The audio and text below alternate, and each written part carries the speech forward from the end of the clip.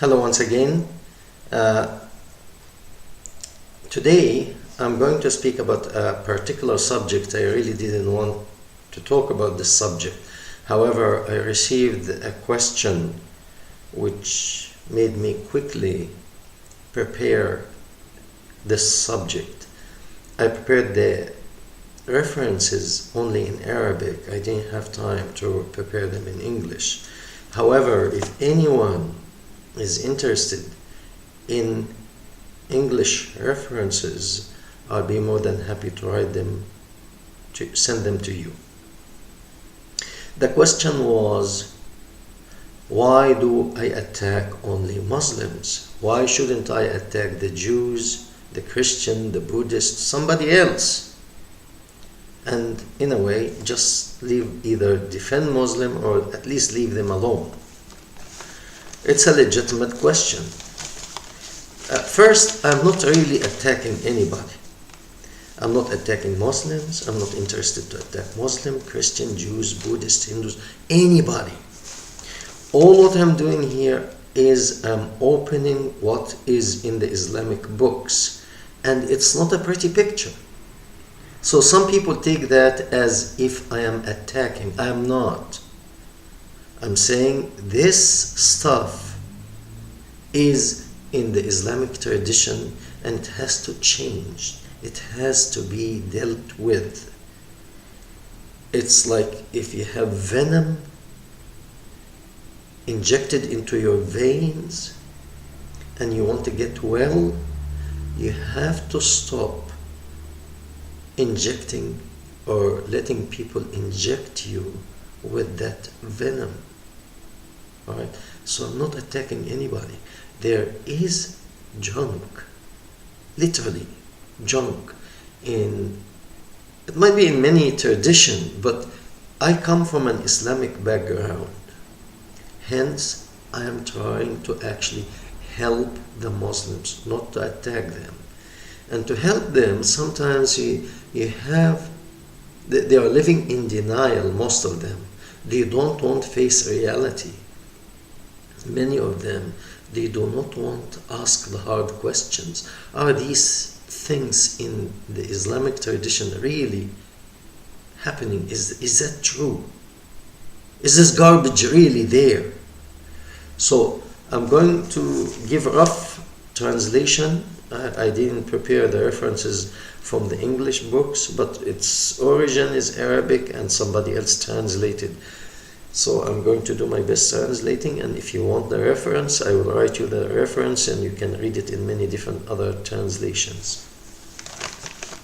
So today I would like to speak about the moral of Muhammad. Okay? How did Muhammad behave and how did he treated people around him, whether they were Muslim, believing in him, or non-Muslim, Jews, Christian, and all the people. Some were non-religious in Arabia before the coming of Muhammad. Some worship stones and idols. And everyone was free to do whatever they want. You know, you want to bow to a stone, it's your business. Nobody bothered you. I'm not saying bowing to a statue is correct or right. No. But you are free. If you don't want to pray, there's nothing by force. Okay, let's get into the subject about Muhammad's. It's not really, it includes morality, but his day-to-day life, how he behaved. There's no real word in it for it in English, but anyway, his behavior, his day-to-day behavior, and how he related to people and how he treated people. In the Quran we read that according to Muhammad, God told him that you are on a very high level of morality. You are the best. Okay. I have no problem with that. If God tells you are the best, I'm fine with that. However, living up to that standard to be the best is a different issue. So if you are the best as the Quran says and as Hadith says, then we would like to really examine this morality and your day-to-day life, whether your behavior matches the claim. All right. We have in Quran chapter Al-Ahzab verse 21,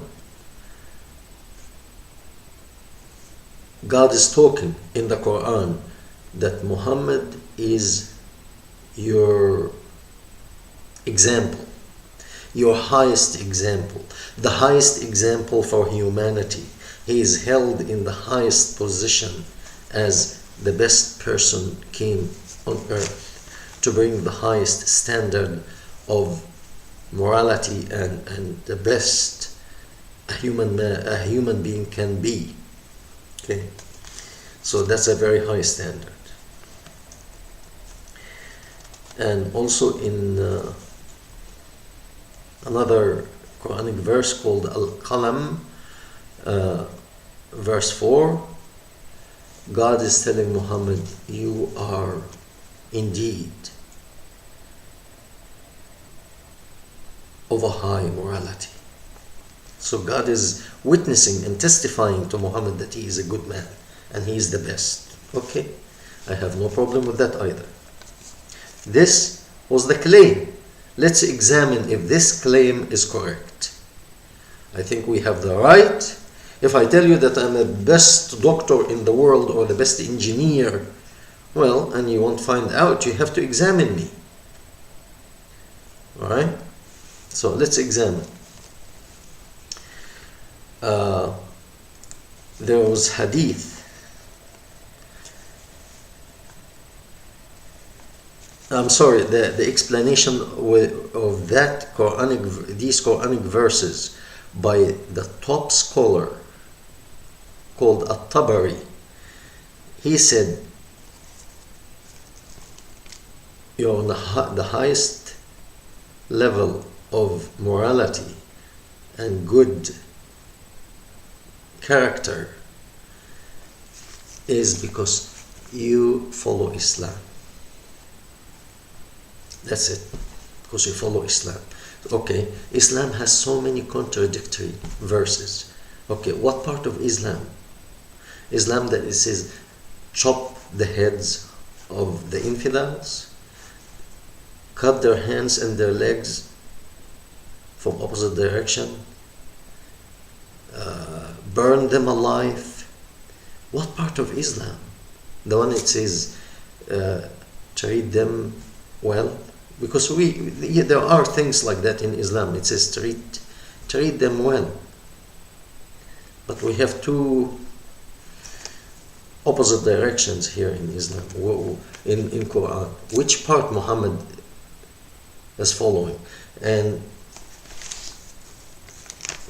one person went to see his young bride after he died, and he asked her about his morality, and she said his morality was Quran. But that's a vast subject. What part of Quran? The one it advocates killing and murder and destroying and chopping the head off, or the soft part? So we have these things, and we also have a claim that Muhammad came in hadith, came to put the standard, the high standard for human being, how to be a perfected person. And they don't actually tell us how. There are many references in hadith and in Quran that Muhammad is the finest man and the best man, the best character that God managed to send to humanity. This is a little bit hard to swallow when you know that Muhammad, who is supposed to be an example for humanity, in his prayer, which is done on Friday, that if Muslims don't pray all week, that Friday prayer is a must.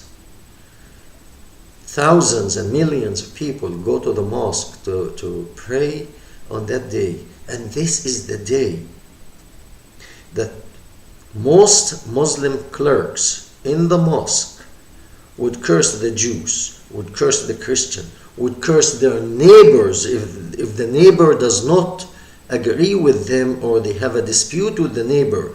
They would pray to God to destroy their neighbor, whether this neighbor is an individual or a country.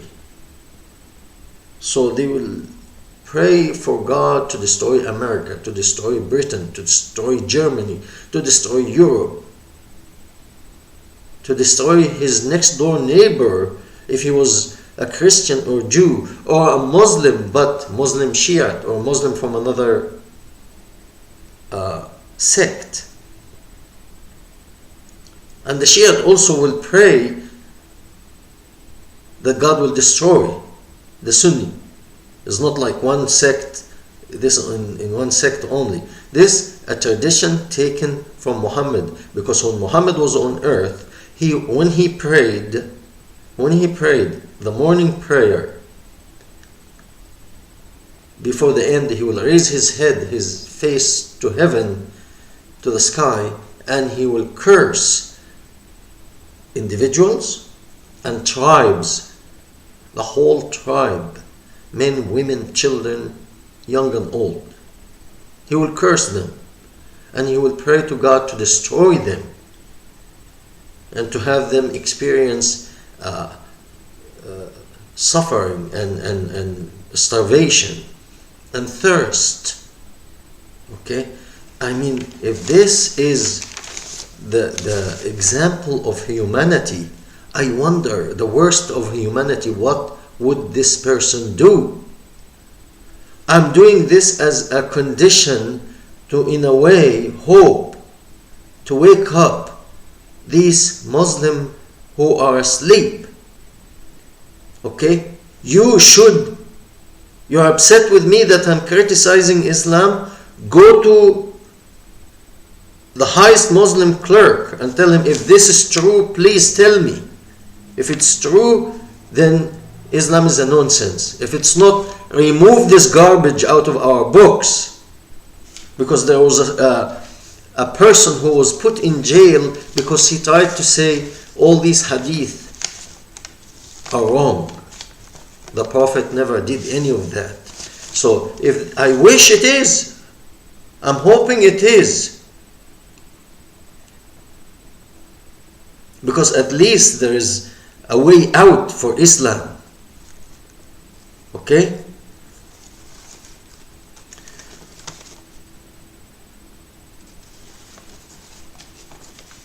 So anyone, any human being at the time of Muhammad, any person who went against, whether it's an individual person or a group of people or a tribe or whatever, anyone did not accept Muhammad or did not follow Muhammad, he used to curse them in his prayer.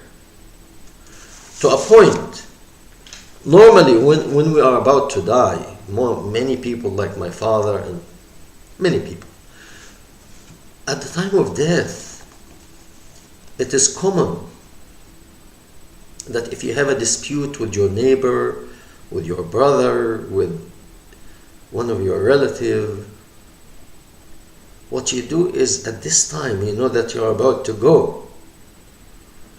At this time, you try to rectify and correct what was done, and you won't leave with a clear heart, clear mind. You won't forgive the person who did something wrong against you, and you won't, in case if you did something wrong against this person, you ask him, please forgive me, I'm about to go.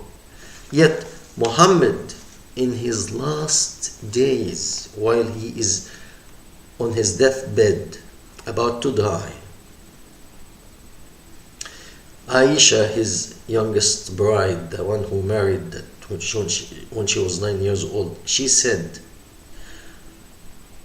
the Prophet of Allah on his deathbed, he cursed the Jews and the Christians because they built like monuments for their prophets, and they used to pray over these monuments. Whether this is right or wrong is none of your business. Your business, if you are never mind an example for humanity, an average person, you should not be cursing people and praying that God will destroy them. Okay? Imagine if you are a man of God, a prophet, or the example for humanity. You are really supposed to be held to the highest standard.